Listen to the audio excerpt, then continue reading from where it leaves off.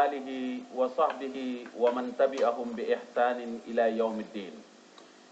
Pemirsa kaum muslimin dan muslimat yang dirahmati Allah Subhanahu wa taala.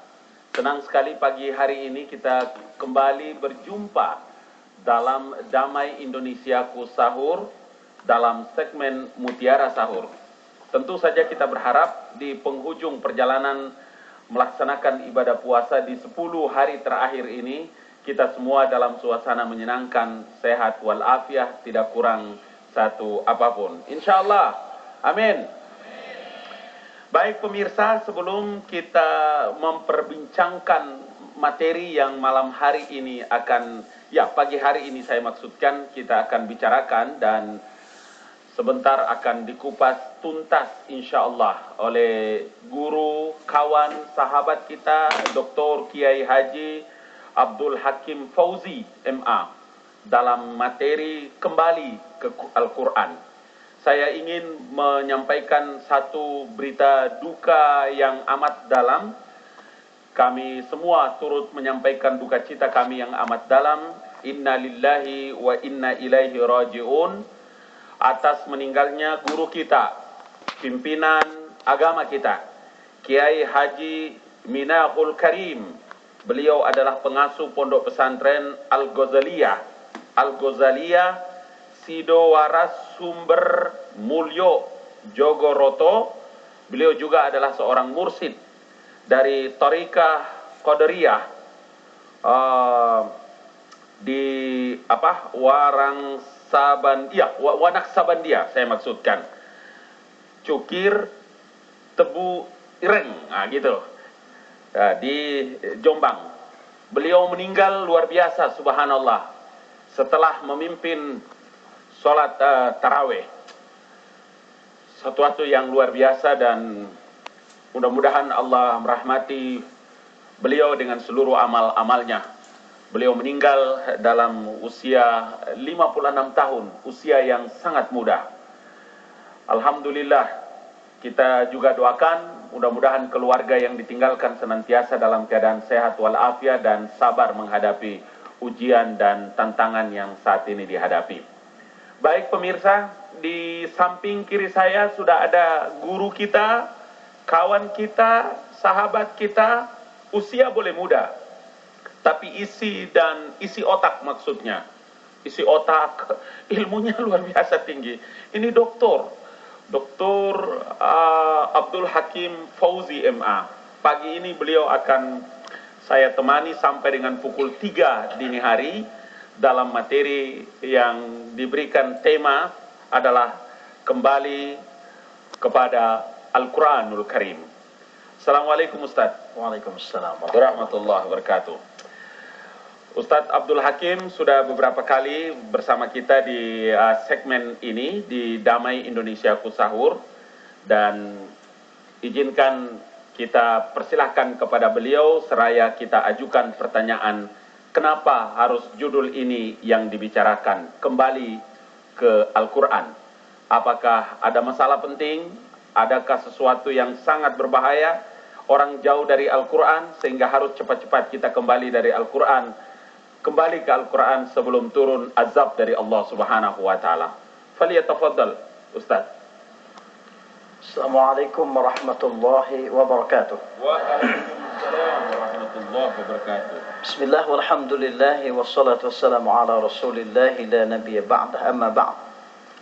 Pemirsa TV One Damai Indonesiaku Sahur yang berbahagia, wabil khusus jamaah Masjid Brimob Brimob Kelapa 2 Depok, markas komando Kelapa 2 Depok. Dan pemirsa yang sedang melihat kita di seluruh penjuru tanah air, seperti tadi Tebu Ireng, dan di mana saya dulu kecil belajar hafizul Qur'annya di situ.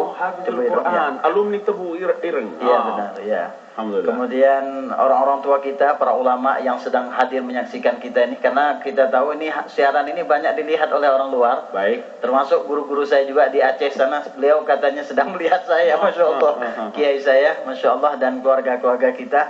Mudah-mudahan kita semua selalu dalam rahmat Allah Subhanahu wa taala. Amin ya rabbal alamin. Kembali kita dalam perbincangan pagi hari yang berbahagia ini, seperti abang kita tadi, beliau ini guru saya juga. Subhanallah. seorang yang lulusan dari Al-Azhar. Subhanallah. Kata beliau, kenapa kita mengambil tema ini untuk kembali pada Quran? Ada apa sebenarnya? Kalau kita bahasa dengan kata-kata kembali, berarti kita sudah pergi.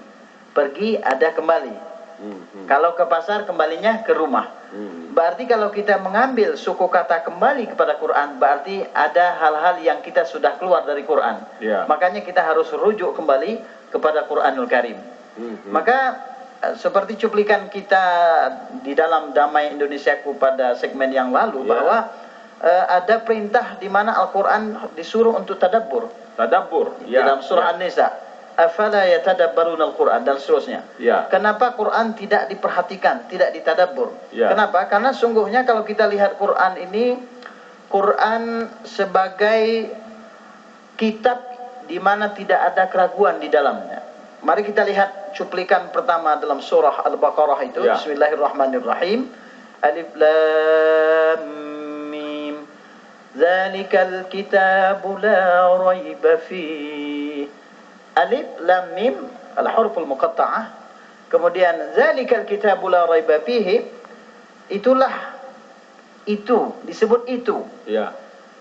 Al-kitab, sebuah kitab, yakni Al-Quran Al-Karim, la raiba fihi, la syakkum fihi, yang di dalamnya tidak ada boleh ada sakwa sangka tentang isi, keraguan dan apa-apa saja. Semua isi Al-Quran tidak boleh ada yang meragukan. Tidak boleh ada keraguan. Kenapa demikian? Karena sungguhnya kalau kita lihat dari awal muqaddimah saja, Quran telah menetapkan jati dirinya bahwa inilah Quran, wahai Muhammad, inilah sebuah kitab yang kamu tidak perlu lagi meragukan tentangnya. Baik tentang isinya, tentang cerita zaman dulu, kisahnya tentang yang akan datang. Kisah yang akan datang itu Quran sudah bilang ini. Siapa, mana ada sebuah kitab yang menceritakan masa silam dengan sempurna dan masa akan datang secara rinci? Jawab, mana? Tidak ada. La ahadun. Tidak satu pun kitabnya. Illal Quran, kecuali Quran. Quran bicara masa silam, Fir'aun, Qarun. Kita kenal Musa, Harun itu lewat mana? Lewat komik apa? Lewat Quran. Lewat Quran itu, Mas. Dan kita tahu sejarah nanti masuk kubur, ada mahsyar, ada mizan, ada titian sirat, ada surga. Itu juga tidak lewat berita kis ataupun berita selebriti, bukan, tapi lewat Quranul Karim.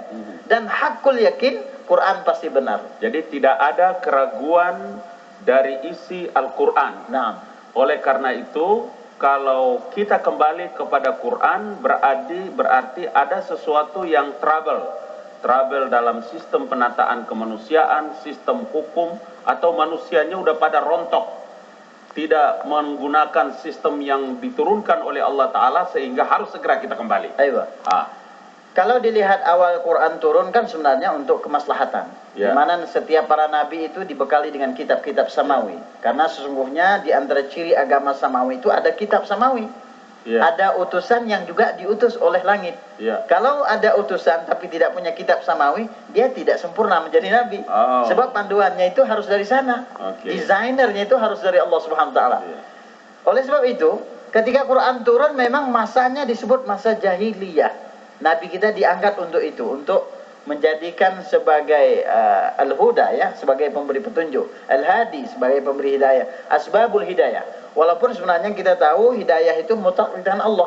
Tetapi Nabi SAW dengan jalan Quran, kata Nabi, fafirru ilallah, maka hendaklah kamu, beliau menyitir Quran, hendaklah kamu kembali kepada Allah SWT, yakni kembali kepada Quran Karim. Maka orang-orang dalam cuplikan Al-Mumtahanah ini ayat 12, orang-orang yang bersaksi tidak ada Tuhan selain Allah, berjanji tidak melakukan kemaksiatan, mencuri dan seterusnya, dan dia berjanji setia, bai'ah, mengangkat sumpah untuk beriman kepada Allah dan Rasulnya, maka Allah akan menerimanya. Dan itu sudah menjadi jaminan bahwa undang-undang kehidupannya akan diterima oleh Allah Subhanahu wa taala. Itu dari sisi bagaimana ketaatan manusia dan ketaatan manusia dalam menerapkan semua sistem dan nilai di dalam Al-Quran ini. Kalau kita kembali kepada merujuk bahwa Quran itu kitab yang tidak perlu diragukan, Quran sendiri menawarkan solusi. Kalau wa in kuntum fi raibim mimma nazzalna ala abdina, dalam Quran surah Al-Baqarah, sekiranya memang Quran ini karena memang lahirnya, turunnya di zaman belum seperti kita, ada keraguan, maka kata Quran, fa'tu bisuratin mim mislihi, maka datangkan satu surah semisalnya. Kenapa? Karena Quran turun ini kan bukan zaman teknologi canggih ini. Bahkan Nabi yang diturunkan Quran pun seorang Nabi yang tidak bisa membaca bacaan dan tidak bisa menulis tulisan. Kira-kira kepada kafir Quraisy ini, kalau ente nggak percaya dengan isi Al-Quran, hantarkan satu ayat yang sama, mimithlihi, yang sama dengan isi Al-Quran, kemudian ente bawa semua pembantunya, mana? Silakan. Ayo. Kalau kita lihat perintah fa'tu bisuratin, ini kan sederhana sekali kan, hanya satu surah aja. Datangkan satu surah. Sementara Quran terdiri dari 114 surah, 6.666 ayat. Tapi tidak sekedar itu. Kata Quran Karim dalam lanjutan ayatnya, wada'u syuhada'akum min dunillahi in kuntum shadiqin.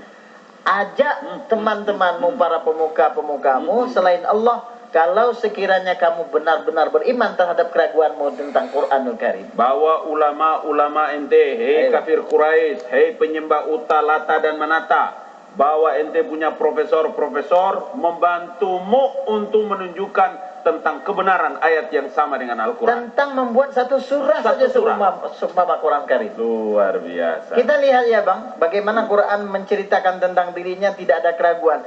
Dari sudut kata-katanya aja Quran penuh sastra yang tinggi, penuh takjub yang tinggi. Sastra dan takjub yang tinggi. Ustadz, sebentar kasih contoh dan kabarkan kepada audiens dan pemirsa yang takjub dan sastra yang tinggi itu. Saya ingin membuat contoh sederhana. Oke. Nanti setelah ini, setelah segmen ini. Pemirsa, sebentar kita akan mendengarkan Ustadz Abdul Hakim Fauzi akan menunjukkan betapa tingginya sastra yang digunakan oleh Al-Quran dan luar biasa takjubnya itu. Di samping kita sudah memahami sedikit tentang tidak boleh kita meragukan isi Al-Quran yang tadi beliau kemukakan. Dari dua persoalan ini kita akan terus pada segmen berikutnya, dan tentu saja Anda yang baru bergabung bersama kami di Damai Indonesiaku Sahur dalam segmen Mutiara Sahur, tentu jangan Anda kemana-mana, karena setelah yang satu ini saya akan kembali mendampingi Ustadz Abdul Hakim Fauzi.